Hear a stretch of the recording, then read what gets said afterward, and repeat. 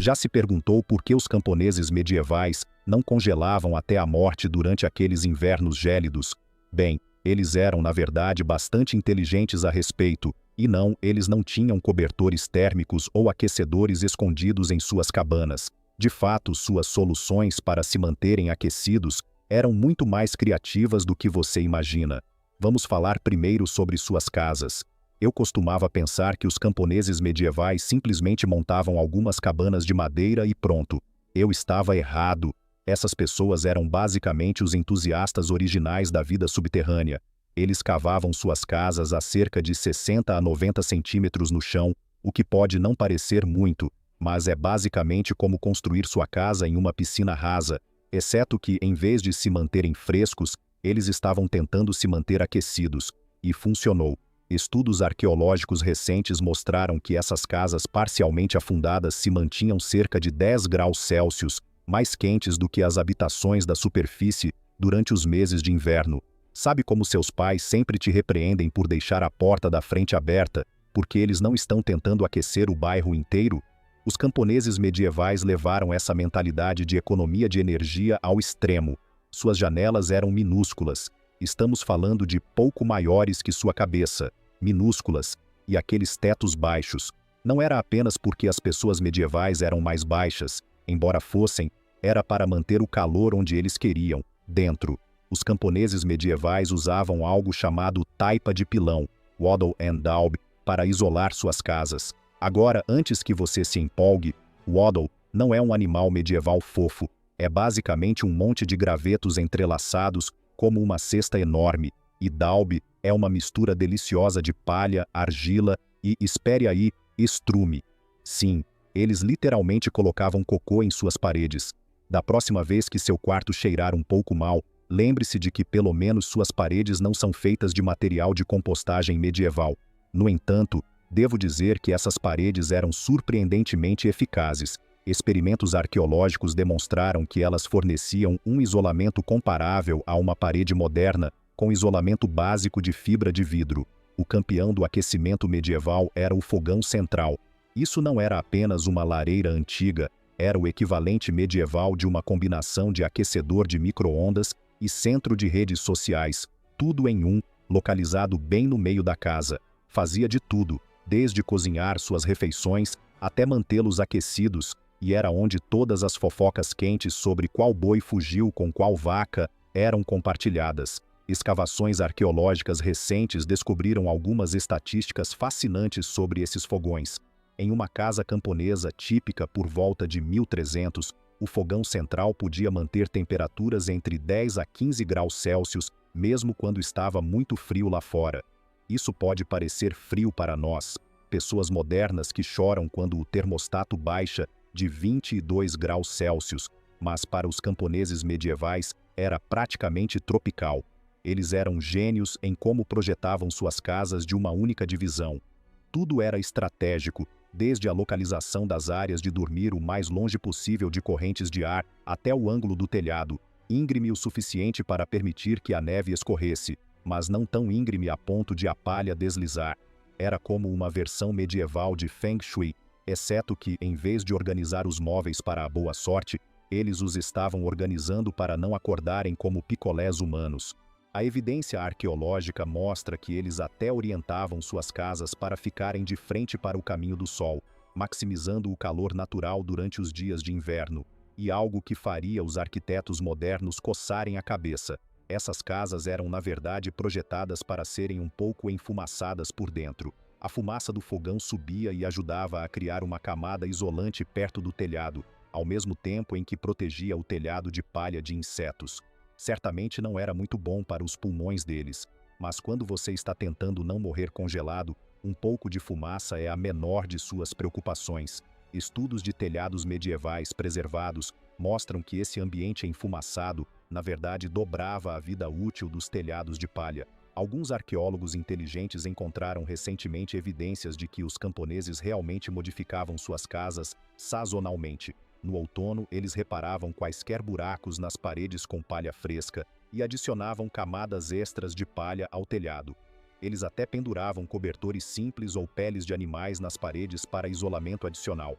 tapeçarias medievais para o povo comum, por assim dizer. E ao contrário de nossas casas modernas, onde cada cômodo tem uma temperatura diferente, essas casas de um único cômodo eram surpreendentemente eficientes em manter um calor constante. Mas talvez o mais impressionante das habitações medievais não fosse apenas a arquitetura, mas como essas técnicas evoluíram ao longo de séculos de tentativa e erro. Cada geração adicionava suas próprias pequenas melhorias, como um jogo de telefone arquitetônico muito lento que durou centenas de anos.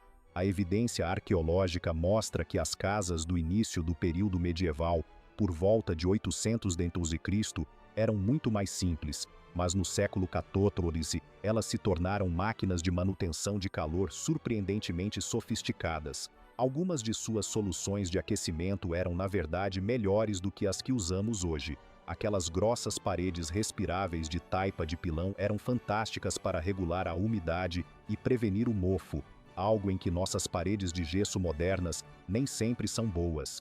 E seus telhados de palha íngremes eram perfeitos para lidar com grandes cargas de neve, muito melhor do que alguns edifícios modernos com telhados planos que desabam depois de uma grande nevasca.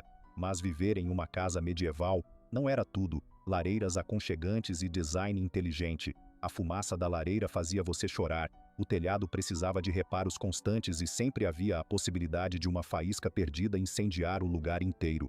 Mas bem, pelo menos você não tinha que se preocupar em pagar a conta de aquecimento ou programar um termostato inteligente.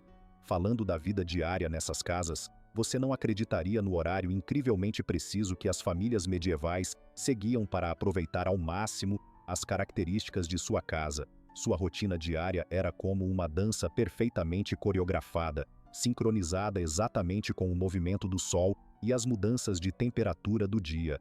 Você pensaria que os camponeses medievais simplesmente acordavam quando queriam e seguiam o dia ao acaso. Bem, errado. A programação deles era tão precisa que faz minhas tentativas de gerenciamento de tempo parecerem as de uma criança pequena tentando organizar uma festa de aniversário. As horas douradas eram entre as 10 horas e as 14 horas. O que as pessoas medievais chamavam de sol alto não era porque eram madrugadores e gostavam de dormir até tarde. Não, essa janela de 4 horas era quando as temperaturas atingiam seu pico e todos na aldeia coordenavam seu trabalho mais importante durante esse período. Registros do Tribunal Senhorial de 1267 mostram que as aldeias, de fato, multavam pessoas que não aderiam a essas horas de trabalho comunal no inverno. Fale sobre horários rígidos. E você pensou que a política de atrasos da sua escola era severa. Uma aldeia no norte da Inglaterra tinha até um sistema onde os infratores reincidentes tinham que doar lenha extra para o estoque comunitário. Agora, estudos recentes de registros senhoriais medievais mostram que as aldeias desenvolveram o que os historiadores chamam de vigílias da geada. Diferentes famílias se revezavam para manter os fogos comunais acesos durante toda a noite. Cada família tinha suas noites atribuídas marcadas nas listas da mansão ao lado de suas obrigações fiscais. Perder seu turno na vigília da geada, isso renderia uma galinha ou 3 dúzias de ovos como penalidade.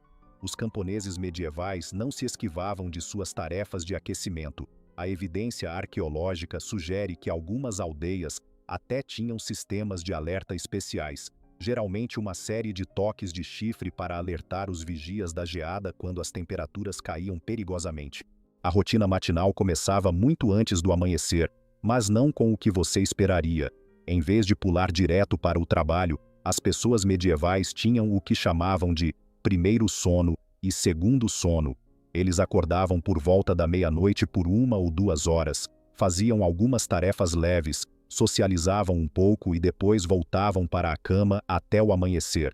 Registros médicos do século XIV mostram que os médicos realmente recomendavam esse padrão de sono, dividido para uma melhor saúde. Enquanto isso, as pessoas modernas se sentem culpadas por tirar uma soneca rápida de 20 minutos em nossas mesas. Documentos históricos mostram que esse período de vigília da meia-noite era considerado tão normal que as pessoas frequentemente agendavam visitas sociais durante esse período. As horas das refeições eram um nível completamente diferente de coordenação. Toda a aldeia comia sua refeição principal junta por volta das 11 horas, quando os fornos de pão comunitários estavam no auge do calor. A evidência arqueológica dos locais das aldeias mostra que esses fornos eram enormes. Alguns podiam assar até 100 pães de uma vez.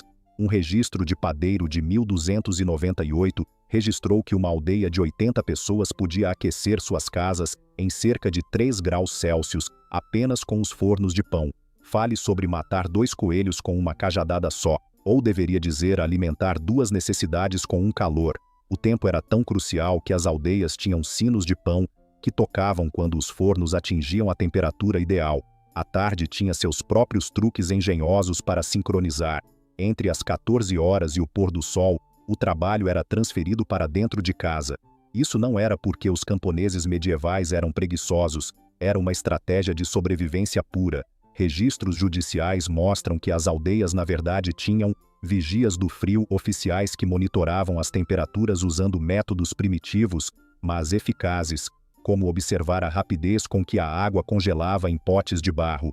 Quando esses vigias davam o sinal, todos sabiam que era hora de entrar, onde o calor armazenado durante o dia podia ser aproveitado. Algumas aldeias até desenvolveram um sistema de pontos.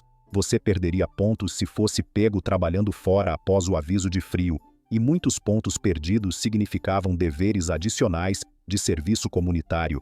Você sabe, aquelas pessoas que sempre reclamam das reuniões que poderiam ter sido e-mails. Os camponeses medievais ririam da nossa ineficiência. Eles tinham algo chamado Conselhos do Crepúsculo. As reuniões comunitárias eram realizadas na maior casa da aldeia, logo ao pôr do sol. Isso não era apenas para economizar luz do dia. O calor corporal de dezenas de pessoas reunidas podia elevar a temperatura de uma sala grande em até 5 graus Celsius. Isso é o que eu chamo de uma reunião produtiva. Os registros históricos mostram que essas reuniões eram tão eficazes para aquecer que algumas aldeias realmente programavam suas discussões mais importantes para os dias mais frios. Eles até coordenavam seus horários de dormir, não porque tivessem pais rígidos, mas porque a última família a preparar o fogo para a noite era responsável por verificar se os fogos das outras casas também estavam bem preparados. Os registros da mansão mostram que esse trabalho rodava semanalmente e que ser pego dormindo no trabalho literalmente significava que você tinha que doar uma parte de seu suprimento de combustível para a reserva da comunidade. Um registro em particular de 1289 menciona um homem que adormeceu durante suas tarefas de controle de fogo e teve que abrir mão da metade de sua lenha de inverno como punição. Essas comunidades medievais tinham métodos bastante incríveis para conservar seus alimentos durante os meses de inverno. Suas técnicas de armazenamento eram tão sofisticadas quanto suas estratégias de sincronização, e algumas delas podem te surpreender. Os camponeses medievais teriam arrasado nesses programas de TV de sobrevivência. Suas técnicas de conservação de alimentos eram tão inteligentes que cientistas modernos estão de fato as estudando. Só não conte ao Gordon Ramsay sobre alguns de seus métodos, embora ele possa ter um colapso. Honestamente, suas habilidades de conservação poderiam até impressioná-lo, uma vez que ele superasse toda a sujeira. Vamos começar. Os camponeses medievais subterrâneos tinham esses brilhantes poços de armazenamento que mantinham a temperatura estável em torno de 4 graus Celsius durante todo o ano. Escavações arqueológicas recentes encontraram milhares desses poços em toda a Inglaterra. Eles eram basicamente o equivalente medieval da gaveta de vegetais da sua geladeira, exceto que realmente funcionavam. Uma aldeia em Yorkshire tinha mais de 200 poços de armazenamento para apenas 50 famílias. Isso são 4 geladeiras subterrâneas pessoais por casa. E aqui estamos nós brigando por espaço na geladeira com nossos colegas de quarto. A análise arqueológica mostra que esses poços eram tão bem projetados que mantinham temperaturas mais estáveis do que alguns armazenamentos de raízes modernos. Eles transformaram seus vegetais em termômetros naturais. Vegetais de raiz como cenouras e nabos eram colocados em locais específicos dentro desses poços. Se a cenoura começasse a mostrar sinais de dano por congelamento, eles sabiam que precisavam adicionar mais isolamento. Se começassem a brotar, precisavam de melhor ventilação. Um manuscrito medieval de 1283, na verdade, lista diferentes vegetais em ordem de sua sensibilidade ao frio. É como um sistema primitivo de monitoramento de temperatura, mas com nabos em vez de tecnologia. Estudos recentes desses manuscritos revelam que eles haviam identificado mais de 20 variedades diferentes de vegetais com diferentes tolerâncias ao frio. Agora, sobre aquele feno de que todos falam, os camponeses medievais não o usavam apenas para seus animais. Eles envolviam suas casas nele como um casaco de inverno gigante. Mas o movimento genial é que eles armazenavam esse feno isolante em camadas ao redor de suas áreas de armazenamento de alimentos.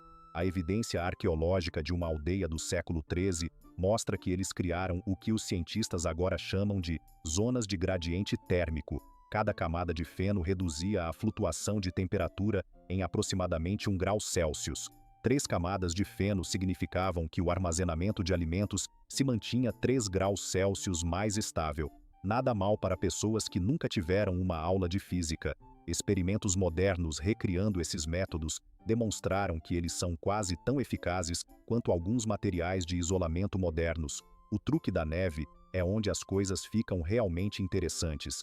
A maioria das pessoas hoje em dia corre para dentro quando neva, mas os camponeses medievais corriam para fora com seus recipientes de armazenamento. Eles empacotavam neve contra suas áreas de armazenamento de alimentos em camadas cuidadosamente calculadas. Estudos preservaram a estrutura de armazenamento medieval, que mostra que eles podiam manter temperaturas de 1,6 a 3,3 graus Celsius por semanas depois que a neve derretia usando esse método. Um local particularmente bem preservado no norte da Inglaterra mostrou evidências de poços de neve que podiam manter a comida fria até maio. Isso é um sério ar-condicionado medieval. O design desses poços de neve sugere que eles entendiam os princípios da massa térmica séculos antes que o conceito fosse formalmente definido. Mas o vencedor da conservação de alimentos medieval foi o sistema de armazenamento subterrâneo do século XIII. Estes não eram apenas buracos no chão, eram obras-primas da engenharia. Arqueólogos encontraram poços de armazenamento com múltiplas câmaras, cada uma projetada para diferentes tipos de alimentos. Eles tinham sistemas de drenagem que fariam um encanador moderno ficar impressionado, canais de fluxo de ar que funcionavam como ventilação natural e até um controle de umidade primitivo usando potes de barro cheios de água. A análise de amostras de solo desses poços mostra que eles mantinham níveis de umidade entre 85% e 95%, perfeito para o armazenamento de vegetais a longo prazo. Alguns desses sistemas de armazenamento eram tão eficazes que, quando os arqueólogos os escavaram na década de 1960, encontraram sementes preservadas que ainda eram viáveis após 700 anos.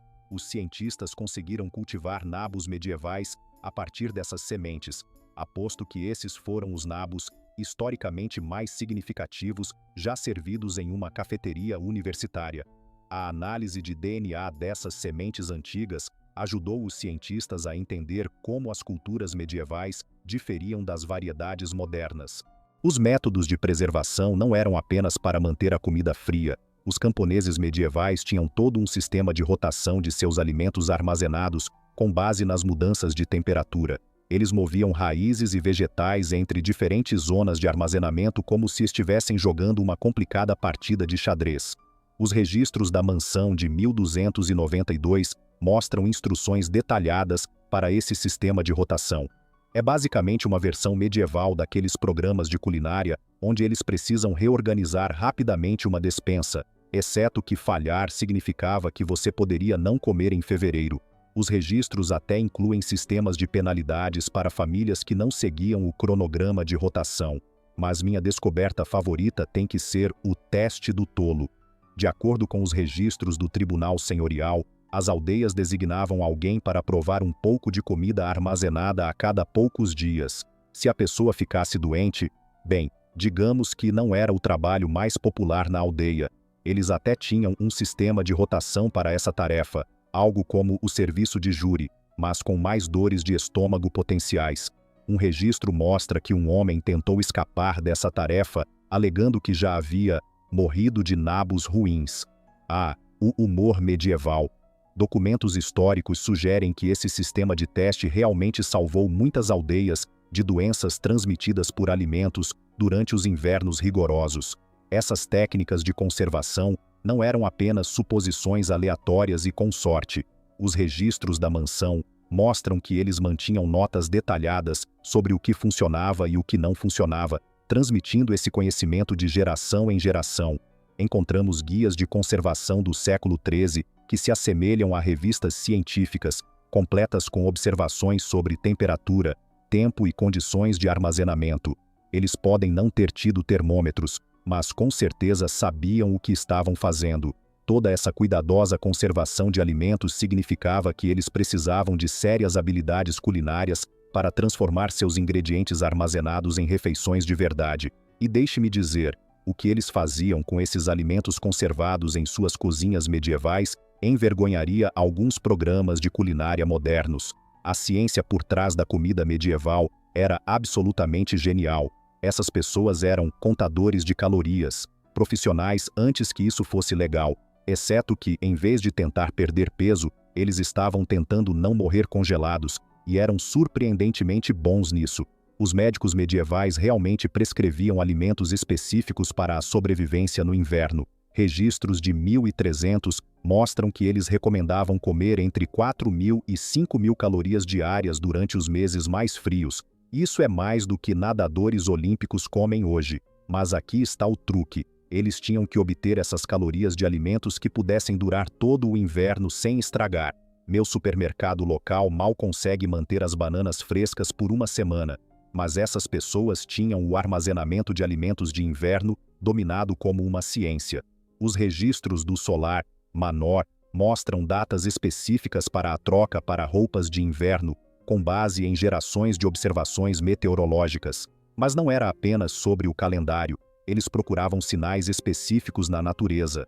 Um registro de 1278 lista coisas, como quando as amoras murchavam e quando os gansos voavam para o sul, como sinais para tirar o equipamento pesado de inverno. Meteorologistas modernos descobriram que esses indicadores naturais eram preditores surpreendentemente precisos de mudanças de temperatura, muitas vezes coincidindo com as previsões modernas, com 85% de precisão. Suas roupas de inverno eram projetos comunitários. As aldeias realizavam reuniões de fiação, onde todos se juntavam para processar lã e fazer roupas de inverno juntos. Mas isso não era apenas sobre socializar. O calor corporal de 20 a 30 pessoas trabalhando em um espaço podia elevar a temperatura o suficiente para manter todos aquecidos enquanto trabalhavam. Um registro de uma propriedade mostra que uma aldeia economizou lenha por 3 semanas ao organizar sessões de costura em grupo para medições de temperatura em climas frios. Oficinas medievais reconstruídas mostram que essas reuniões podiam elevar a temperatura ambiente em até 6 graus Celsius. Quando essas roupas de lã quentes não eram suficientes para combater o frio intenso, os camponeses medievais tinham outro truque na manga. Eles levavam seus animais para dentro de casa. E esses não eram apenas animais de fazenda velhos. Uma única vaca podia elevar a temperatura ambiente em 2 ou 3 graus Celsius. Isso pode não parecer muito, até você perceber que a maioria das famílias medievais mantinha 3 ou 4 vacas dentro de casa durante o inverno. Adicione algumas ovelhas, galinhas e talvez 1 ou 2 porcos, e de repente você tem um ambiente bastante aconchegante. Pesquisadores que estudam os projetos de moradias medievais descobriram que o posicionamento estratégico dos animais podia criar aumentos de temperatura de até 10 graus Celsius. Imagens térmicas modernas de casas medievais recriadas mostram que esses ganhos de temperatura podiam durar até 12 horas seguidas. Os arranjos mais eficientes podiam manter essas temperaturas com apenas metade do consumo usual de lenha. A evidência arqueológica avançada mostra que as casas medievais tinham zonas específicas para diferentes animais, com base na quantidade de calor corporal que geravam. Vacas eram os aquecedores premium, ganhando lugares privilegiados perto das áreas de dormir. Porcos, que geravam aproximadamente metade do calor das vacas, eram colocados perto do armazenamento de alimentos. As galinhas, apesar de seu tamanho pequeno, eram particularmente valorizadas porque podiam caber em espaços pequenos e ainda produzir quantidades surpreendentes de calor.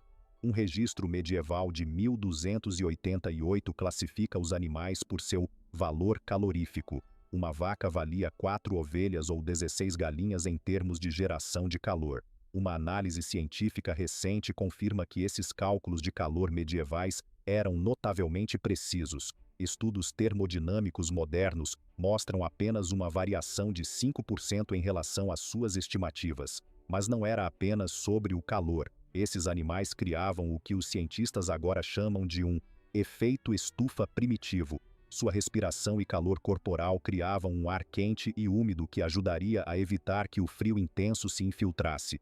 Cientistas ambientais modernos recriaram essas condições e descobriram que os animais que viviam em casas medievais podiam manter uma umidade relativa em torno de 60%, perfeita para prevenir tanto o congelamento quanto o crescimento de mofo. Seu umidificador moderno não se compara ao gado medieval.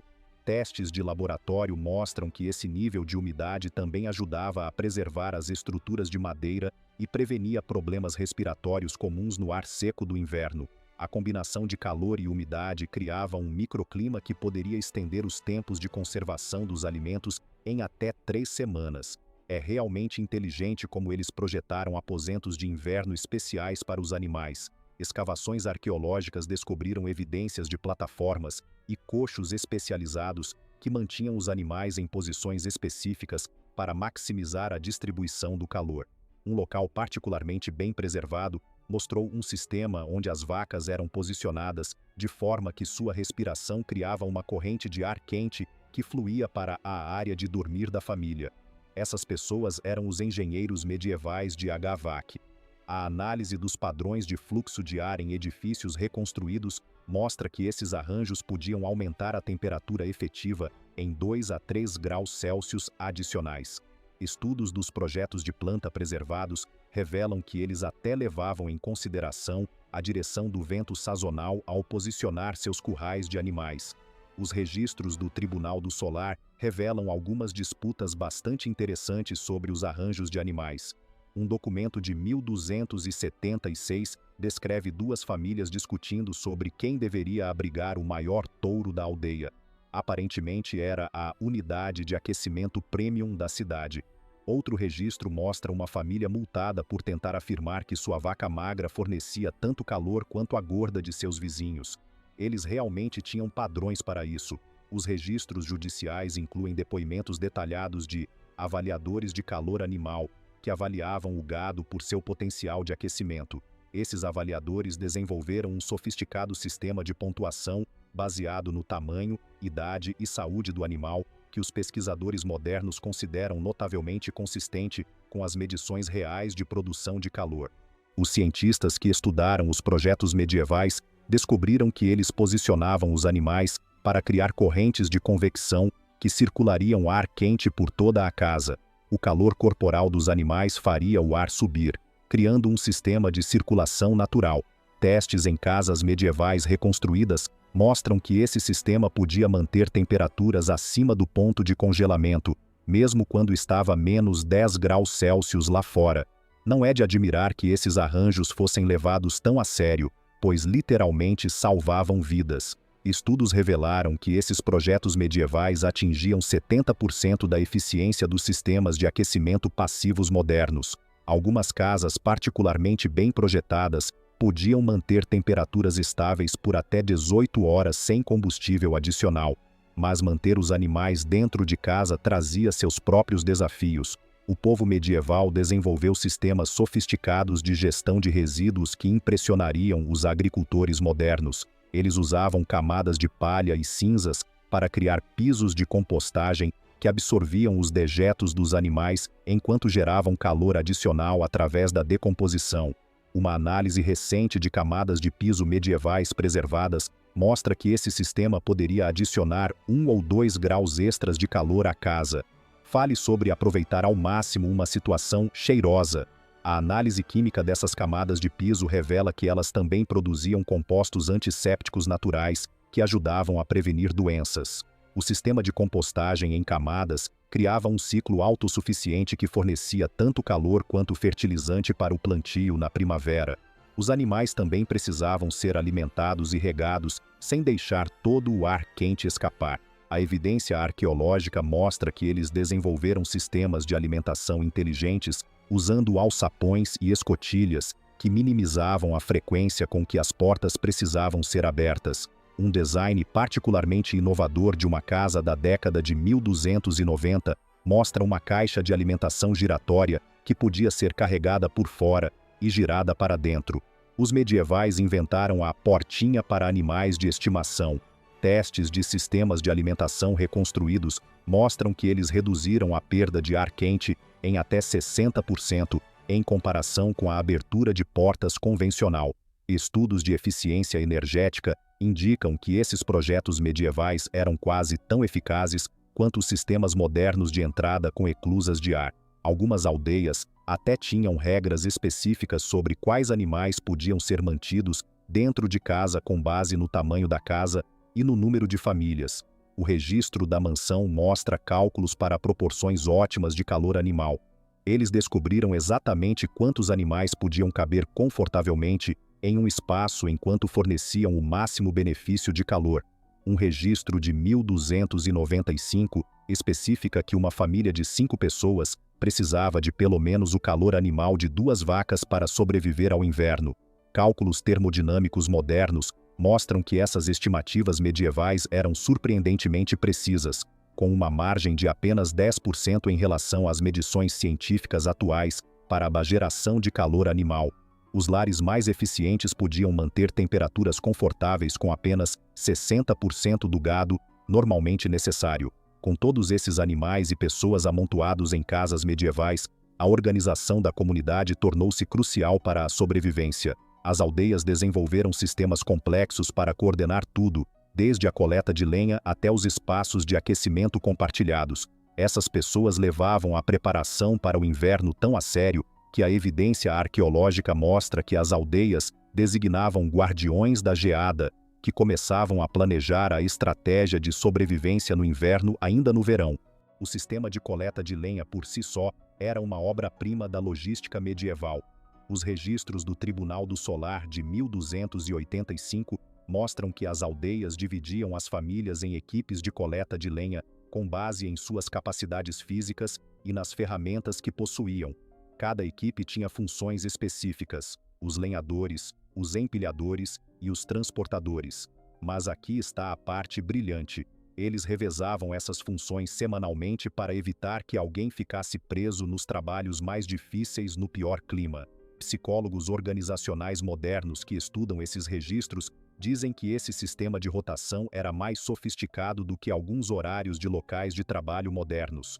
Uma análise recente dos registros de aldeias preservados mostra que eles até tinham um sistema de pontos para as tarefas de preparação para o inverno. As famílias ganhavam pontos por contribuir para as pilhas de lenha comunais, manter caminhos compartilhados e participar das vigílias da geada. Um registro de 1293 mostra uma aldeia que rastreava esses pontos com notável precisão. Eles literalmente gravavam entalhes em um bastão de contagem comunal. Ficar mole não era uma opção. Famílias com pontuações baixas recebiam os piores lugares no salão comunal durante as atividades em grupo. Falando do salão comunal, esses edifícios eram maravilhas da engenharia disfarçadas de simples espaços de reunião. Escavações arqueológicas revelam que eles eram estrategicamente localizados para bloquear os ventos de inverno predominantes para toda a aldeia. Um local particularmente bem preservado de 1278 mostra um salão projetado com um sistema de entrada dupla que criava um efeito de câmara de ar. Essas pessoas inventaram o princípio da porta giratória cerca de 600 anos atrás. Estudos de fluxo de ar da era moderna inicial mostram que esses projetos reduziam a perda de calor em até 45% em comparação com edifícios de entrada única. As próprias vigílias da geada eram como operações militares. Equipes de aldeões se revezavam patrulhando durante a noite, verificando os idosos, mantendo fogueiras comunais e monitorando os indicadores de temperatura. Eles usavam um sistema fascinante para marcar os níveis de geada. A evidência arqueológica mostra que eles colocavam potes de barro, cheios de água em diferentes alturas ao redor da aldeia. A rapidez com que congelavam dizia a eles exatamente o quão frio estava em diferentes elevações. Cientistas que testaram esse método descobriram que ele era preciso em até 2 graus Celsius, mas o verdadeiro gênio estava em como eles organizavam os espaços de aquecimento compartilhados.